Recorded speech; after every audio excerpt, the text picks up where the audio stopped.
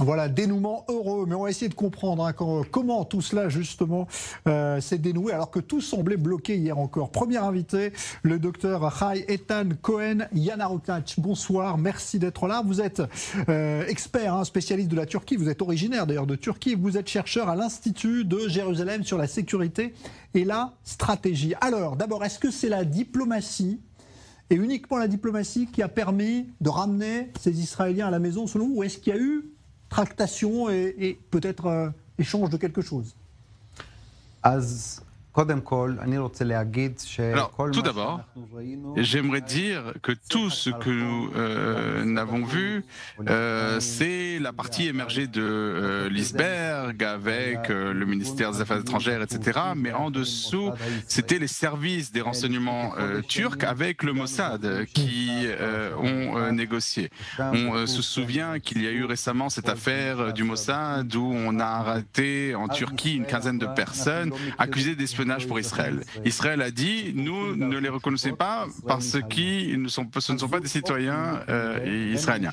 Les Turcs ont demandé des réponses, Israël les a ignorées. Et en fait, ce couple paye le prix en fait de cette affaire-là. Et ce qu'on a vu, c'est que pour parvenir à leur libération, le chef du Mossad, David Barnea, a dû intervenir. Et peut-être que Israël n'a pas payé de prix diplomatique, mais je suis certain qu'il y a eu un prix dans le domaine des renseignements. Alors, ce qui est étonnant aussi, c'est que le président Erdogan, qui est d'habitude très agressif quand il parle d'Israël depuis plusieurs mois, là, s'est montré extrêmement conciliant. Il a parlé avec le président Herzog, il a parlé avec Naftali Bennett, et en des termes plutôt amicaux envers Israël, auxquels on n'est pas habitué ces derniers temps. Ce n'est pas qu'il soit amical.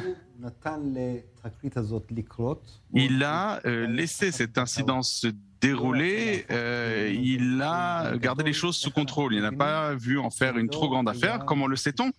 C'est parce que ça n'était pas dans la presse écrite en Turquie. On n'a pas vu cette affaire. Et à partir du moment où ça n'est pas dans la presse écrite, eh bien, les gens ne sont pas au courant. Et si les citoyens turcs ne sont pas au courant, il n'a pas besoin de crier. Quand il crie, c'est pour avoir l'attention de ses citoyens, pour accroître sa popularité. Il a probablement obtenu ce qu'il voulait. Il a obtenu de la part du Mossad, donc il est tranquille, il parle avec M. Herzog, avec M. Bennett, c'est eux qui l'appellent, il le remercie, il se sent comme un roi, ou un sultan plutôt. Je suis sûr qu'il sourit ce soir. Ouais. Alors, il y a une députée israélienne, Ruth Wasserman, qui s'est fait entendre aujourd'hui. Elle a dit il y en a assez de se courber devant Erdogan. Il faut dire qu'il est un terroriste et qu'il utilise des méthodes de terroristes. Vous pensez qu'Israël devrait se montrer plus ferme vis-à-vis de Erdogan et de la Turquie? Je pense que l'attitude d'Israël est la bonne.